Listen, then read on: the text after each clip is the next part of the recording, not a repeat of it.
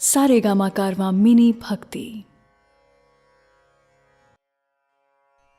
जय श्री कृष्ण। भगवत गीता के अध्याय 10 में मैं शैलेंद्र भारती आपका स्वागत करता हूं। दोस्तों, इस अध्याय का विषय या शीर्षक है विभूति योग। जैसे जैसे गीता के अध्याय बढ़ रहे हैं, हमें श्री कृष्ण का तत्व समझ में आ रहा है। किसी भी काम का अगर आपने तत्व नहीं समझा तो वो काम न करने के बराबर है, और अगर उसका तत्व समझ लिया जाए तो उस काम को आपसे अच्छा और कोई नहीं कर पाएगा। जितना जितना ये समझ में आता जाएगा, उतना उतना आपका सोचने का नजरिया भी बदलता जाएगा। तो आइए शुरुआत करते हैं। अध्याय 10 विभूति योग। श्री भगवानुवाच भूय एव महाबाहो शृणु मे परमं वचः यत्तेऽहं प्रीयमाणाय वक्ष्यामि हितकाम्यया। कृष्ण अर्जुन से अपने परम रहस्य और प्रभाव युक्त वचन को दोबारा सुनने को कहते हैं।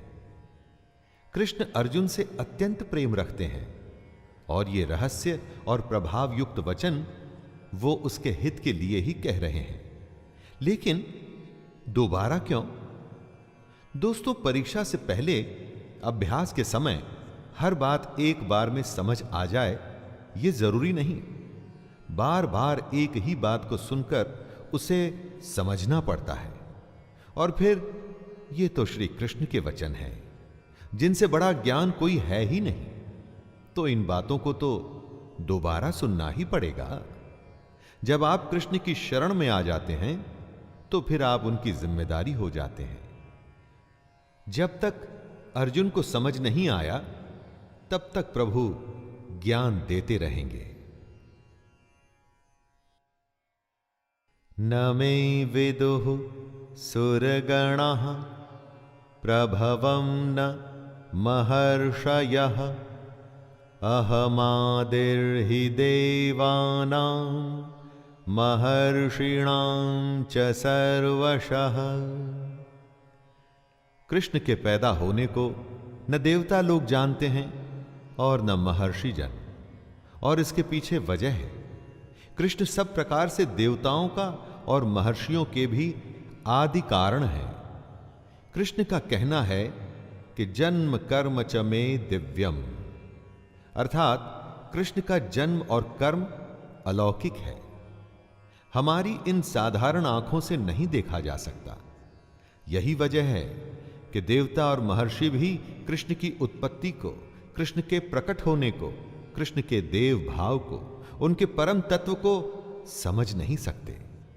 कृष्ण तो उनके भी आदि कारण है। यो माम जमनादिं च वेत्ति लोकमहेश्वरम् असम्मूढ़ः समर्थ्येषु सर्वपापैः प्रमुच्यते। कृष्ण अजन्मा है, यानी कि जन्म से रहित, अनादि है। अनादि उसको कहते हैं जो आदि रहित हो एवं सबका कारण हो, और जो ये बात जानता है कि कृष्ण ही लोकों का महान ईश्वर तत्व है, वह मनुष्य संपूर्ण पापों से मुक्त हो जाता है और पुनर्जन्म को प्राप्त नहीं होता। कृष्ण यहां पर कुछ अपनी ही बताई बातों को दोहरा रहे हैं, दोबारा बता रहे हैं ताकि समझने में कोई चूक ना हो। वो चाहते हैं कि हर कोई उनके ईश्वर तत्व को समझे, ये जाने कि आखिर कैसे पूरे संसार में जीव और निर्जीव में श्री कृष्ण की ही छवि है। बुद्धिर्ज्ञानमसम्मोहः क्षमा सत्यं दमः शमः सुखम दुःखम भवो भावो भयं चाभयमेव च अहिंसा समता तुष्टिस्तपोदानं यशो यशः भवन्ति भावा भूतानां मत्त एव पृथग् विधाः। जीवन में हर स्थिति अपने साथ एक नया ही भाव लेके आती है। जैसी सिचुएशन होती है ना दोस्तों, उसी तरह की फीलिंग हमारे अंदर आती है। इन सब भावों के बारे में बताते हुए कृष्ण कहते हैं, निश्चय करने की शक्ति, यथार्थ ज्ञान, असम्मूढ़ता, क्षमा, सत्य, इंद्रियों का वश में करना, मन का निग्रह तथा सुख दुख, उत्पत्ति प्रलय और भय अभय तथा अहिंसा, समता, संतोष, तप इंद्रियादि को तपा कर जब शुद्ध किया जाता है तो उसे ही तप कहते हैं। दान, कीर्ति और अपकीर्ति, ऐसे ये प्राणियों के जितने भी भाव हैं ये मुझसे ही होते हैं, यानी हमारे हर भाव के कारण कृष्ण ही हैं।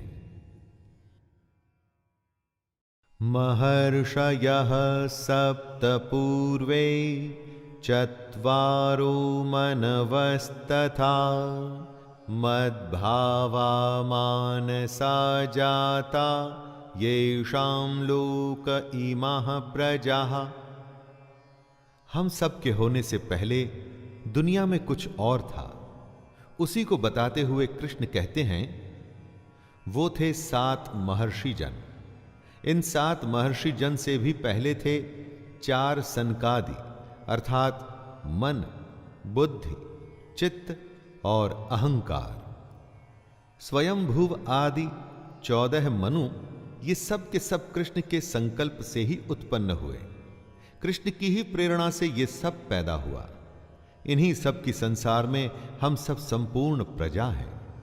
हमारे आने से पहले ये सब थे और इनकी होने की वजह थे कृष्ण।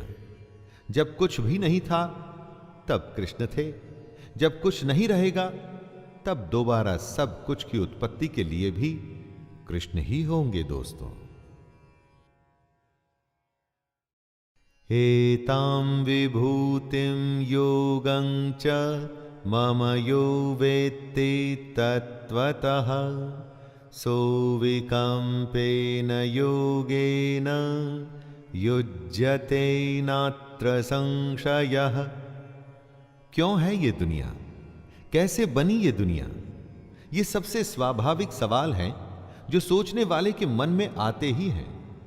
इसी के लिए कृष्ण कहते हैं कि जो पुरुष उनके इस परम ईश्वरीय रूप विभूति को और योग शक्ति को तत्व से जानता है वो सबसे बड़ा ज्ञानी है। लेकिन ये योग शक्ति तत्व आखिर है क्या? जो कुछ है वो सिर्फ दृश्य मात्र संसार है, सब भगवान की माया है और एक कृष्ण ही सर्वत्र परिपूर्ण है जो हर किसी में है। बस ये जानना ही तत्व को जानना है दोस्तों। जो पुरुष इस तत्व को समझ जाता है वो निश्चल भक्ति योग से युक्त हो जाता है। अहम सर्वस्य प्रभवो मत्तः सर्वं प्रवर्तते इति मत्वा भजन्ते मां बुधा भाव समन्विताः। इस जगत में जो हम देखते हैं, जो सुनते हैं, जो ग्रहण करते हैं, उससे हमारे मन में कुछ भाव पैदा होते हैं। लेकिन कहां से आते हैं ये भाव? कभी सोचा है ये आपने? कुछ पाने का, कुछ छोड़ने का मन करता है। इसी के लिए कृष्ण कहते हैं, मैं ही संपूर्ण जगत की उत्पत्ति का कारण हूं और मुझसे ही सब जगत चेष्टा करता है। हम जो भी कोशिश करते हैं, हमारे सारे भाव, हमारी हर चेष्टा के पीछे कृष्ण है। तो दोस्तों जरा सोचिए, जब आप श्रद्धा और भक्ति से बुद्धिमान बनकर उस परमेश्वर को निरंतर भजेंगे तो कैसे भाव आएंगे आपके मन में? जब आप अच्छे कर्म करेंगे तो ऐसा हो नहीं सकता कि आपके मन में बुरे भाव आएं। मच्चित्ता मद्गत प्राणा बोधयन्तः परस्परं कथयन्तश्च मां नित्यं तुष्यन्ति च रमन्ति च। मदगत प्राणा अर्थात उस ईश्वर के लिए जिसने अपना जीवन अर्पण कर दिया है, कृष्ण में मन लगाने वाले और उन्हीं में अपने प्राणों को अर्पण करने वाले आपस में जब कृष्ण या परमेश्वर के बारे में चर्चा करते हैं तो उसका प्रभाव बहुत बड़ा होता है। इसीलिए सत्संग या हर सुबह और शाम की आरती को बहुत महान बताया गया है। जब सच्चे मन से कृष्ण को मानने वाले आपस में कृष्ण का कथन करते हैं तो वो हर तरह से कृष्ण में ही रमण करते हैं, कृष्ण में ही रहते हैं और फिर एक दिन उसी को प्राप्त भी होते हैं। तेषां सततयुक्तानां भजतां प्रीतिपूर्वकं ददामि बुद्धियोगं तं येन मामुपयान्ति ते। दोस्तों, स्कूल, कॉलेज, यूनिवर्सिटी में जब आप पढ़ते हैं, किसी कैंप में अपनी विशेष ट्रेनिंग के लिए जाते हैं तो क्या होता है? दिन रात आप अपने ही जैसे एक विद्या को साधने वाले बहुत सारे लोग आपस में अपने चुने हुए विषय या खेल के बारे में बातें करते हैं, डिस्कस करते हैं, बातों को समझते हैं और एक दूसरे को ठीक भी करते हैं, सीखते हैं और सिखाते हैं। सत्संग और परमेश्वर की साधना भी तो वही है। योग और क्या है? जब निरंतर उसके ध्यान में लगे रहेंगे तभी तो तत्वज्ञान रूप योग की प्राप्ति होगी। जिस दिन योग प्राप्त हो गया दोस्तों, तो समझिए सब कुछ हो गया। तेषामेवानुकंपार्थम अहम ज्ञानजं तमः नाशयाम्यात्मभावस्थो ज्ञानदीपेन भास्वता। जिसने हमारे ऊपर कृपा करनी है वो तो असल में हमारे अंदर ही है, हमारे पास ही है, न काबे में न कैलाश में। हमारे अंदर रह के वो हमारे अंदर के अज्ञान को नष्ट करता है। लेकिन ये सब अपने आप तो हो ही नहीं सकता, कुछ तो चेष्टा हमको भी करनी होगी। सिर्फ सच्चे मन से उसके बारे में सोचना होगा, सच्चे मन से अपना कर्म, अपना कर्तव्य निभाना होगा, अपनी इच्छाओं और मोह को छोड़ना होगा। हमारे ऐसा करने के बाद सारा काम उसी का है। परमेश्वर ना तो हमारे कर्म और ना ही हमारे योग को कभी नष्ट नहीं होने देंगे। इसी तरह से वो हमें मुक्ति देंगे। अर्जुन उवाच परम ब्रह्म परम धामं पवित्रं परमं भवान् पुरुषं शाश्वतं दिव्यम् आदिदेवमजं विभुम् आहुस्त्वां ऋषयः सर्वे देवर्षिर्नारदस्तथा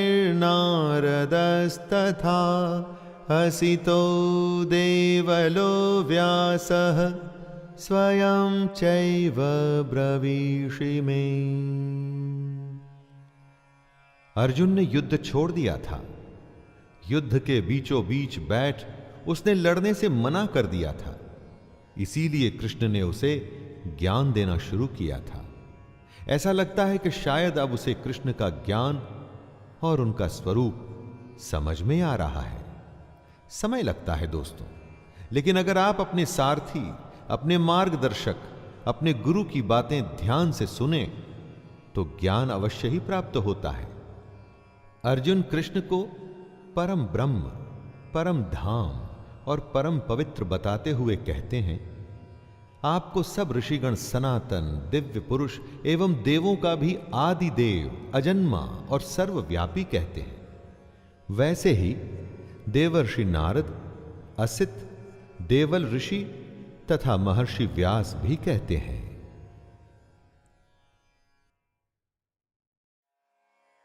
सर्वमेतद्ऋतं मन्ये यन्मां वदसि केशव, न हि ते भगवन् व्यक्तिं विदुर्देवा न दानवाः। अर्जुन को अब जब कृष्ण का असली रूप समझ में आ रहा है तो वो उन्हीं बातों को दोहरा रहा है जो कृष्ण ने कही थी। अभ्यास का दोहराना लेसन सीखने की एक बहुत बड़ी क्रिया है ना? याद करिए वो दिन जब परीक्षा से पहले न जाने कितने ही बार दोहरा दोहरा के आप ये सुनिश्चित करते थे कि परीक्षा के दिन आपको सब कुछ भली भांति याद हो। अर्जुन कहते हैं, हे केशव, जो कुछ भी मेरे प्रति आप कहते हैं इस सबको मैं सत्य मानता हूं। हे भगवान, आपके लीलामय स्वरूप को न तो दानव जानते हैं और न देवता ही।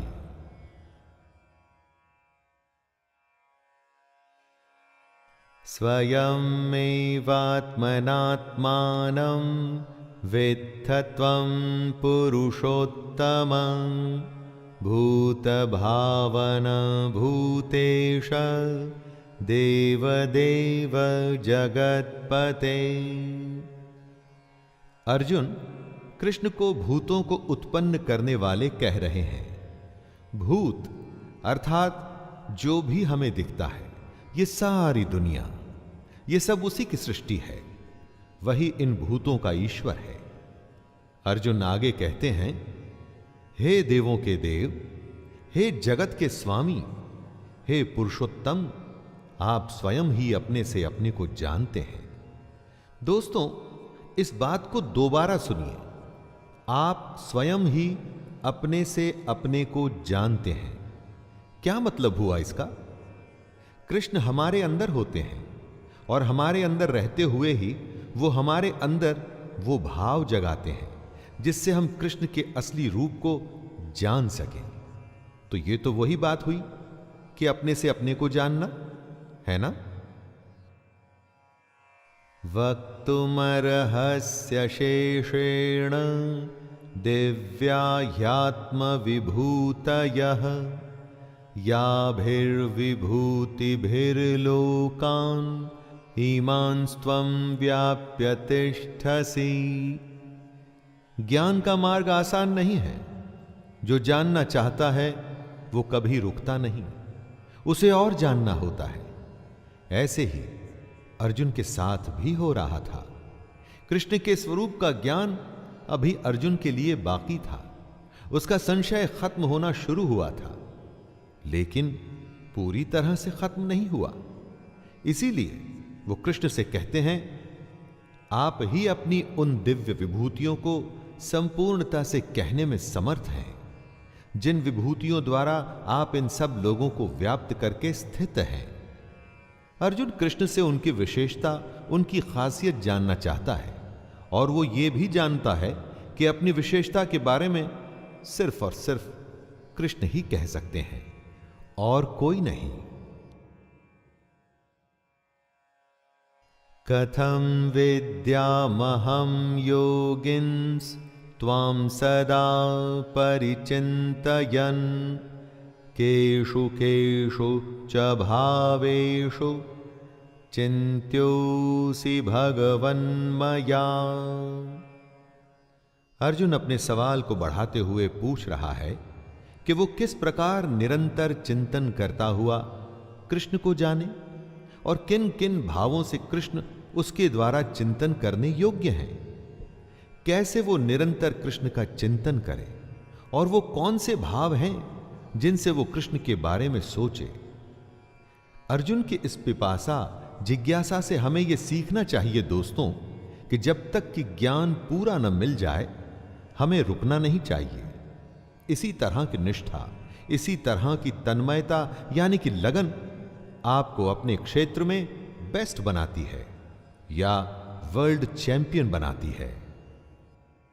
विस्तरेणात्मनो योगं विभूतिं च जनार्दन भूयः कथयः तृप्तिर्हि शृण्वतो नास्ति मे मृतम्। अर्जुन कृष्ण की योग शक्ति विभूति के बारे में विस्तार पूर्वक जानना चाहता है। कृष्ण के वचन सुन अर्जुन के विषाद से भरे मन को आराम मिल रहा था। वो उनकी बातें और सुनना चाहता था। उसको अभी भी शांति प्राप्त नहीं हुई थी, बल्कि उसकी जिज्ञासा और भी बढ़ गई थी। ये पहचान थी दुनिया के सबसे बड़े धनुर्धर की। वो रुकता नहीं था जब तक कि अपने अभ्यास में, अपने काम में सर्वश्रेष्ठ, दी बेस्ट न हो जाता। दोस्तों, आप अपने जीवन में कब संतुष्ट होते हैं? एवरेज होके या दी बेस्ट होके? श्री भगवानुवाच हन्तते कथयिष्यामि दिव्या ह्यात्मविभूतयः प्राधान्यतः कुरु श्रेष्ठ नास्त्यन्तो विस्तरस्य मे। अर्जुन कृष्ण का विस्तार, उनकी सीमा जानना चाहता है।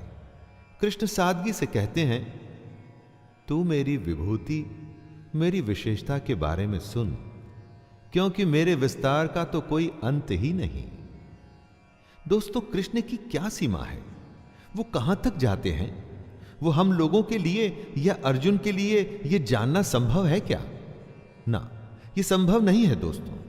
जो अनादि और अनंत है, यानी कि जिसका कोई आरंभ ही नहीं, जिसका कोई अंत नहीं, विदाउट बिगिनिंग और एन एंड, उसके विस्तार को आप कैसे समझोगे? हां, लेकिन जरूरी है कृष्ण के स्वरूप को समझना, और वही बात स्वयं कृष्ण समझा रहे हैं। अहमात्मा गुडाकेश सर्वभूताशयस्थितः अहमादिश्च मध्यम च भूतानामंत एव च। कृष्ण कहते हैं, हे अर्जुन, मैं सब भूतों के हृदय में स्थित सबकी आत्मा हूं तथा संपूर्ण भूतों का आदि, मध्य और अंत भी मैं ही हूं।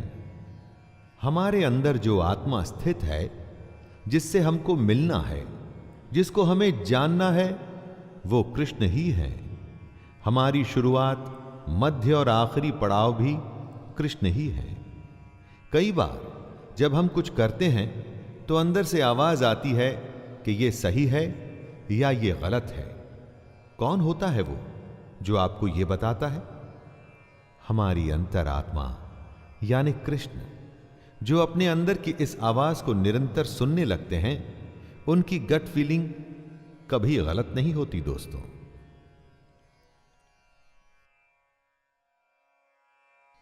आदित्यानामहं विष्णुर्ज्योतिषां रविरंशुमान् मरीचिर्मरुतामस्मि नक्षत्राणामहं शशि। अदिति ऋषि कश्यप की पत्नी थी। उनके 12 पुत्र थे, जिन्हें देवता भी कहा जाता है। कृष्ण कहते हैं कि अदिति के 12 पुत्रों में वो विष्णु हैं। जितनी भी ज्योतियां हैं, उनमें कृष्ण किरणों वाले सूर्य हैं। कृष्ण 49 वायु देवताओं का तेज है, और नक्षत्रों का अधिपति चंद्रमा भी कृष्ण है।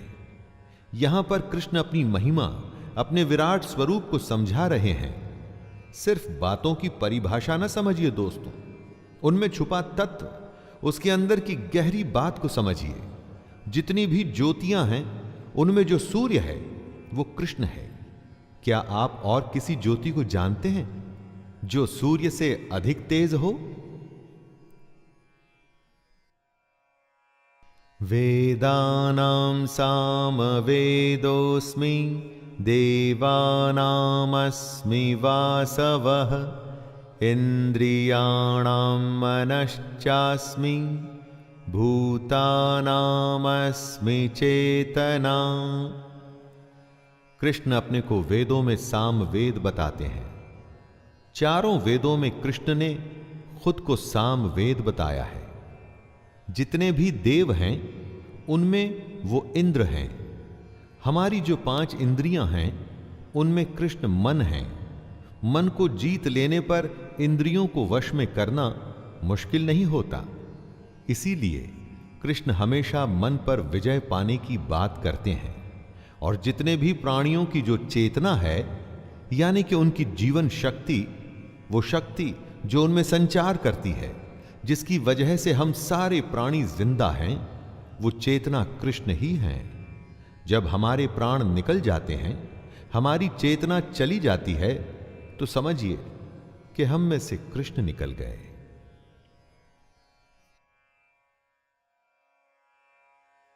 रुद्राणां शंकरश्चास्मि वित्तेषु यक्षरक्षसां वसूनां पावकश्चास्मि मेरुः शिखरिणामहम्।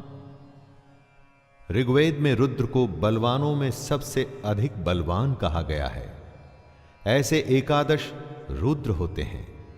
कृष्ण कहते हैं, मैं एकादश रुद्रों में शंकर हूं।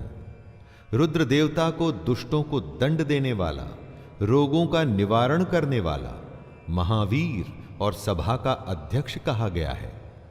ऐसे रुद्रों में कृष्ण शंकर हैं। और यक्ष तथा राक्षसों में कृष्ण ने अपने आप को धन का स्वामी कुबेर कहा है। 8 वसुओं में कृष्ण अग्नि हैं।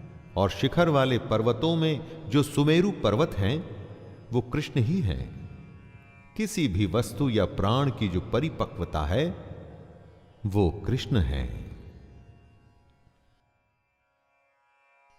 पुरोधसां च मुख्यं मां विद्धि पार्थ बृहस्पतिं सेनानीनामहं स्कंदः सरसामस्मि सागरः। पुरोहित यानी कि धार्मिक कृत्य करने वाला। कृष्ण कहते हैं कि पुरोहितों में मुखिया बृहस्पति मुझको ही जान। अर्थात जितने भी धार्मिक काम करने वाले पुरोहित हैं, उनमें जो मुखिया हैं यानी कि बृहस्पति, वो कृष्ण हैं। बृहस्पति को प्रार्थना या भक्ति का स्वामी भी कहा जाता है। मतलब कि जितने भी प्रार्थना करने वाले हैं, उनमें सर्वश्रेष्ठ बृहस्पति श्री कृष्ण ही हैं। उसके आगे कृष्ण कहते हैं, हे पार्थ, मैं सेनापतियों में स्कंद और जलाशयों में समुद्र हूं। जितने भी पूरे विश्व में जलाशय हैं, उनमें समुद्र यानी कि ओशन कृष्ण है, क्योंकि समुद्र से बड़ा जलाशय संभव नहीं है। दोस्तों, महर्षिणां भृगुरहं गिरामस्म्येकमक्षरं यज्ञानां जपयज्ञोऽस्मि स्थावराणां हिमालयः। 7 महाऋषियों में से एक थे ऋषि भृगु, ज्योतिष के विद्वान, जिन्होंने भृगु संहिता की रचना भी की थी। कृष्ण कहते हैं कि महर्षियों में वो भृगु हैं। ऐसा कहा जाता है कि भृगु ब्रह्मा के मानस पुत्र थे, अर्थात माइंड बॉर्न। वो पुत्र जो ब्रह्मा के मानस से निकले थे। भृगु ऋषि के वंशजों को ही भार्गव भी कहा जाता है। इसके आगे कृष्ण कहते हैं कि शब्दों में एक अक्षर अर्थात ओंकार वो ही है। ओंकार वो ब्रह्मांड विस्फोट, बिग बैंग के समय निकला आदि शब्द है। वो ओंकार कृष्ण है। सब प्रकार के यज्ञों में कृष्ण जप यज्ञ है और स्थिर रहने वालों में हिमालय पहाड़ है। जो हमेशा तटस्थ रहता है वो हिमालय है। और वही हिमालय कृष्ण है।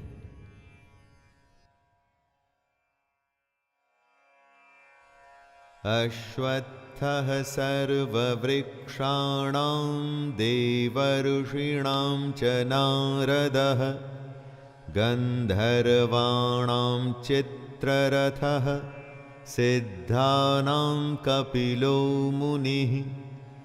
जितने भी वृक्ष हैं उनमें से कृष्ण ने अपने आप को अश्वत्थ कहा है। अश्वत्थ यानी कि पीपल। पीपल की संज्ञा को खुद से कृष्ण ने इसलिए जोड़ा क्योंकि इससे वो ये समझाना चाहते हैं कि ऊपर परमात्मा जिसका मूल है और नीचे प्रकृति जिसकी शाखाएं हैं, जिसकी जड़ें तो ऊपर हैं और जिसकी शाखाएं नीचे हैं। नीचे प्रकृति और ऊपर परमात्मा। इसीलिए सब वृक्षों में कृष्ण अपने को पीपल का वृक्ष कहते हैं। देवर्षियों में कृष्ण, नारद मुनि और गंधर्वों में चित्ररथ और सिद्धों में कपिल मुनि कृष्ण ही हैं। उच्चैः श्रवसमश्वानां विद्धि माममृतोद्धवम् ऐरावतं गजेन्द्राणां नराणां च नराधिपम्। कृष्ण अपने को घोड़ों में अमृत के साथ उत्पन्न होने वाला उच्चैः श्रवा नामक घोड़ा बताते हैं। घोड़ा गति का प्रतीक है दोस्तों।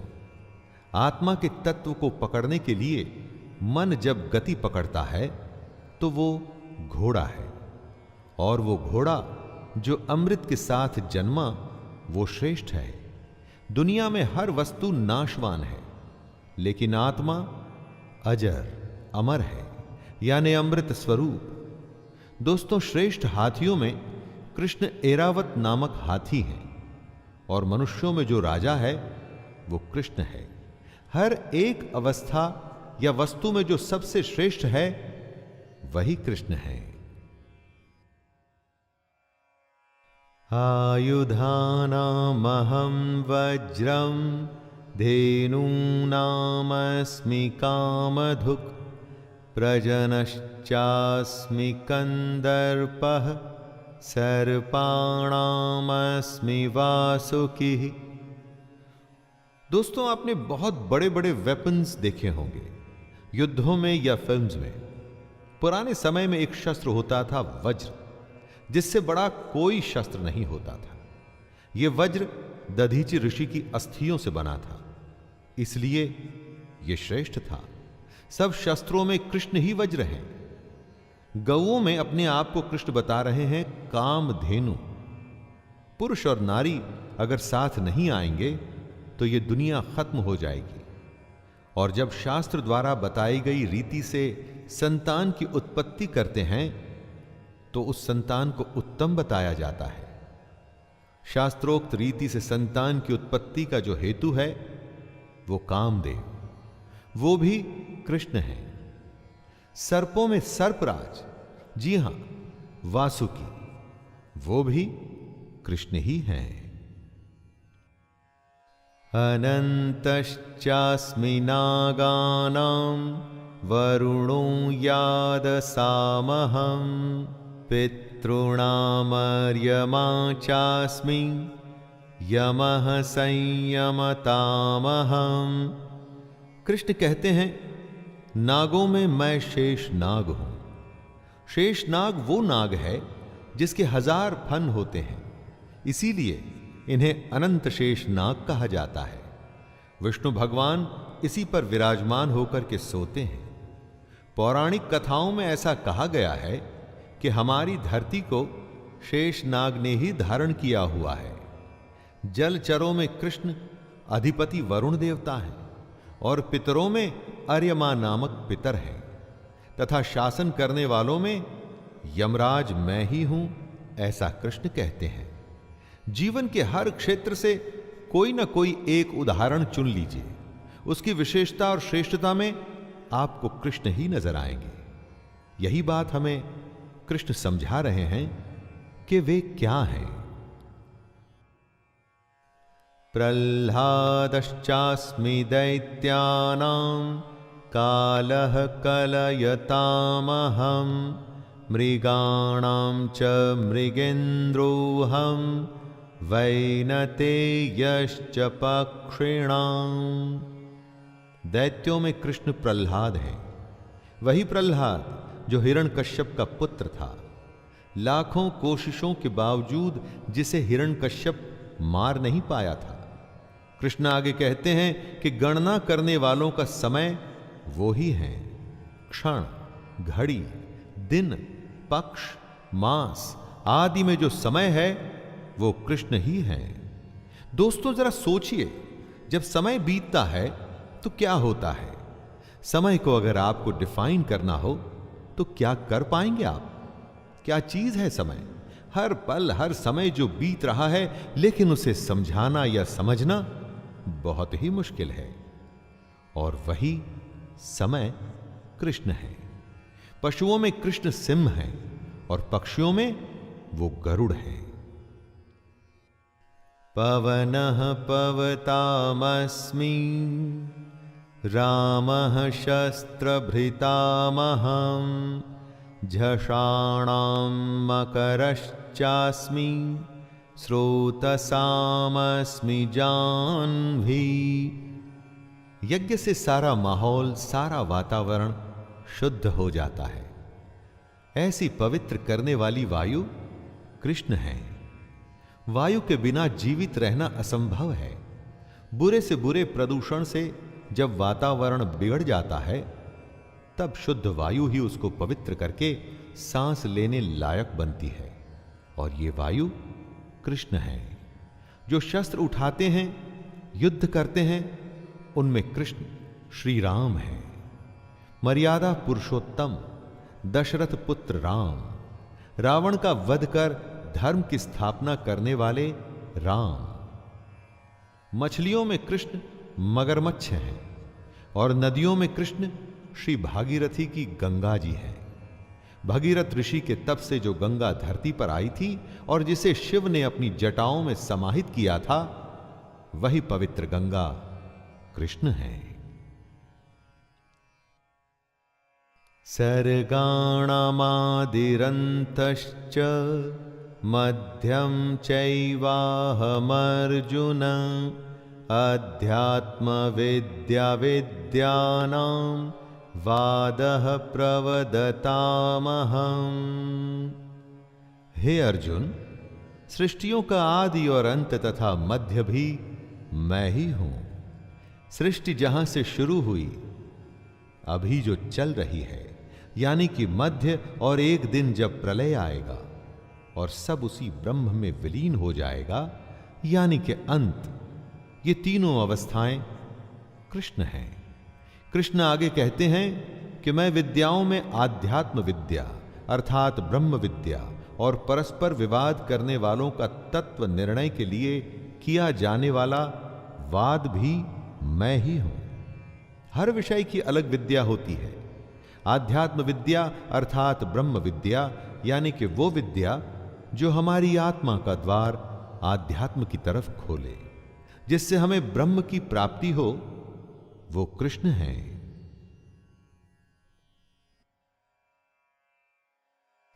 अक्षराणामकारोऽस्मि द्वन्द्वः सामासिकस्य च अहमेवाक्षयः कालो धाताहं विश्वतो मुखः। हर एक भाषा के वर्णाक्षर यानी कि अल्फाबेट्स होते हैं दोस्तों, और कृष्ण कहते हैं कि अक्षरों में मैं अकार हूं। अकार का अर्थ है अ अक्षर, यानी कि हमारी वर्णमाला जहां से शुरू होती है वो अ। कहीं यही वो पहला अक्षर तो नहीं जो कोई शिशु सबसे पहले अपने मुंह से निकालता है। कृष्ण कहते हैं कि समासों में मैं द्वंद्व नामक समास हूं। द्वंद्व समास यानी कि वो समास जिसमें दोनों पद प्रधान होते हैं। अक्षय काल अर्थात काल का भी महाकाल तथा सब और मुख वाला विराट स्वरूप सबका धारण पोषण करने वाला भी मैं ही हूं। मृत्युः सर्वहरश्चाहम् उद्भवश्च भविष्यताम् कीर्तिः श्रीर्वाक्च नारीणां स्मृतिर्मेधा धृतिः क्षमा।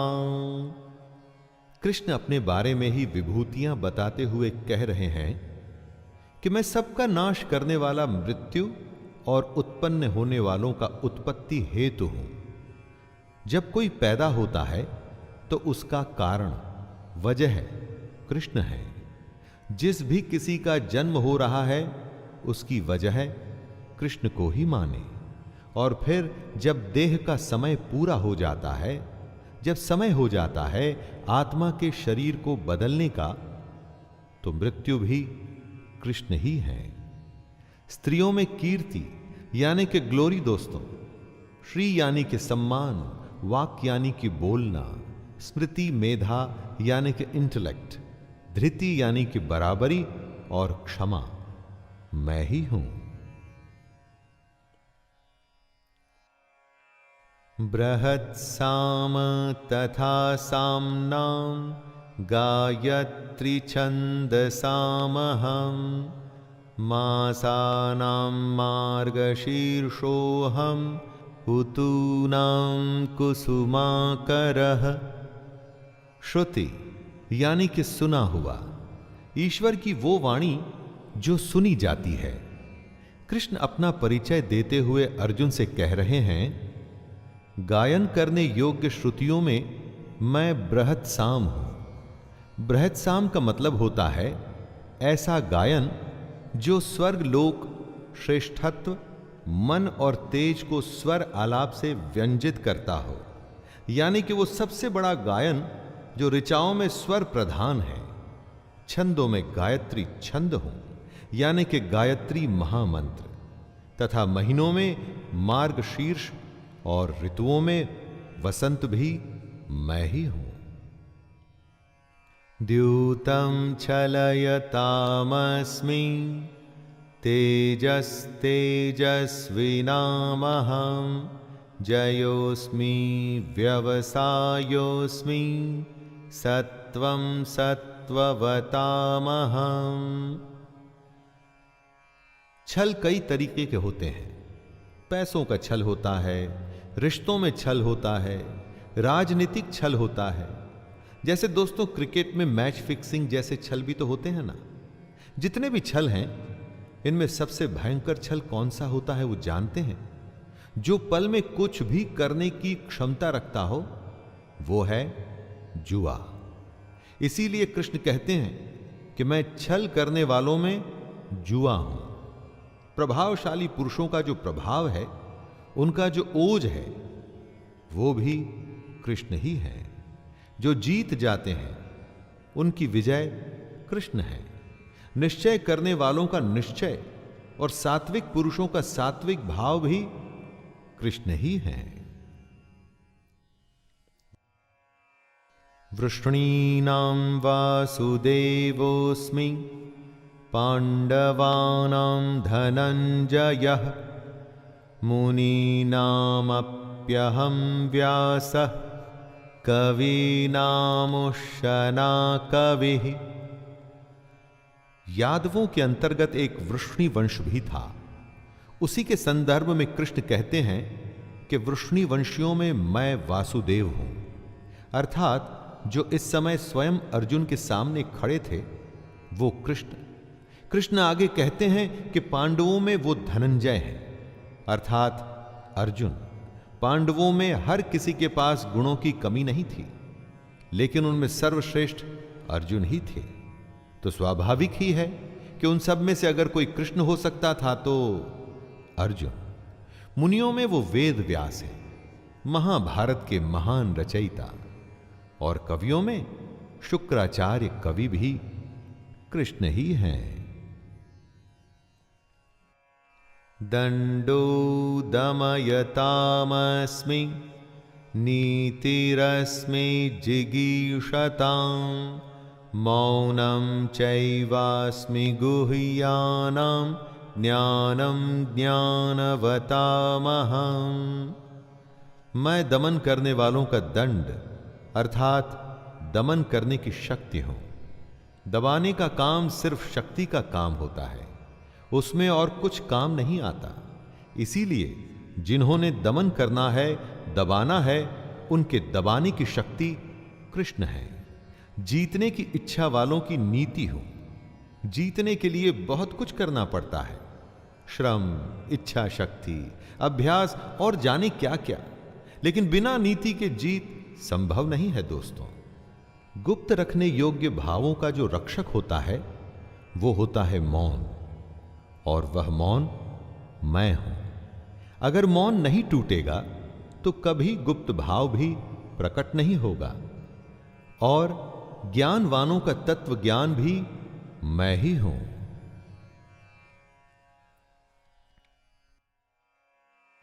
यच्चापि सर्वभूतानां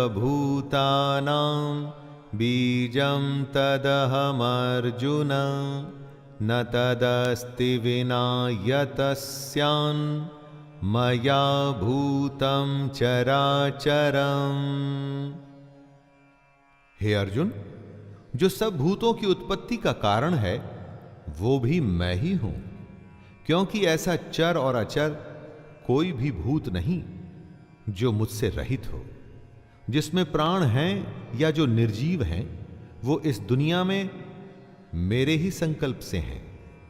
उसकी उत्पत्ति मुझसे ही हुई है और एक दिन उसने मुझ में ही विलीन हो जाना है। दोस्तों, जिनमें प्राण है उनकी आत्मा उसी परमात्मा कृष्ण का अंश है। कृष्ण उनमें हमेशा से विद्यमान है। अविद्या को हटाकर ज्ञान हासिल कर हम कृष्ण को अपने अंदर पा सकते हैं, और जो निर्जीव हैं वो प्रलय तक धरती पर मौजूद हैं और उसके बाद वापस से कृष्ण में ही मिल जाएंगे। नान्तोऽस्ति मम दिव्यानां विभूतीनां परन्तप एष तुद्देशतः प्रोक्तो विभूतेर्विस्तरो मया। कृष्ण अर्जुन को अपनी महिमा, अपना स्वरूप बता रहे थे। इसके बाद वो अर्जुन से कहते हैं कि हे परंतप, मेरी दिव्य विभूतियों का अंत नहीं है।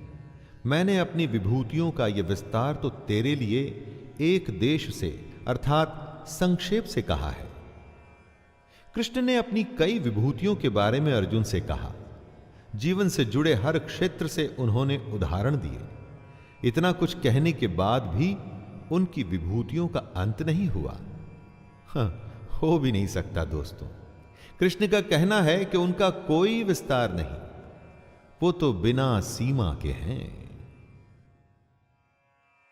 यद्यद्विभूतिमत्सत्त्वं श्रीमदूर्जितमेव वा तत्तदेवावगच्छत्वं मम तेजूषसंभवम्। इस श्लोक में कृष्ण अपनी सारी विभूतियों को एक सूत्र में बांधते हुए, जनरलाइज करते हुए कहते हैं दोस्तों कि जो जो भी विभूति युक्त अर्थात ऐश्वर्य युक्त, कांति युक्त और शक्ति युक्त वस्तु है, उसको तू मेरे तेज के अंश की ही अभिव्यक्ति जान। आप अपने चारों तरफ जो भी देखें, चाहे दमन देखें या प्रभावशाली व्यक्ति देखें, छल देखें या गायन सुने, हर किसी चीज, क्रिया, प्राणी में जो भी तेज, ऐश्वर्य और कांति से भरे हुए हों, तो ये जान लीजिएगा कि वो कृष्ण का ही अंश है। इससे सीखना है दोस्तों कि जो भी आप करें उसमें अगर सबसे उत्तम आपको होना है तो उसमें कृष्ण को ढूंढिए। अथवा बहुनैतेन किं ज्ञातेन तवार्जुन विष्टभ्याहमिदं कृत्स्नम् एकांशेन स्थितो जगत्। अपने इस श्लोक में कृष्ण अपनी विभूतियों को समेटते हुए अर्जुन से कहते हैं, हे अर्जुन, ये सब बहुत जानने से तेरा क्या प्रयोजन है? मैं इस संपूर्ण जगत को अपनी योग शक्ति के एक अंश मात्र से धारण करके स्थित हूं।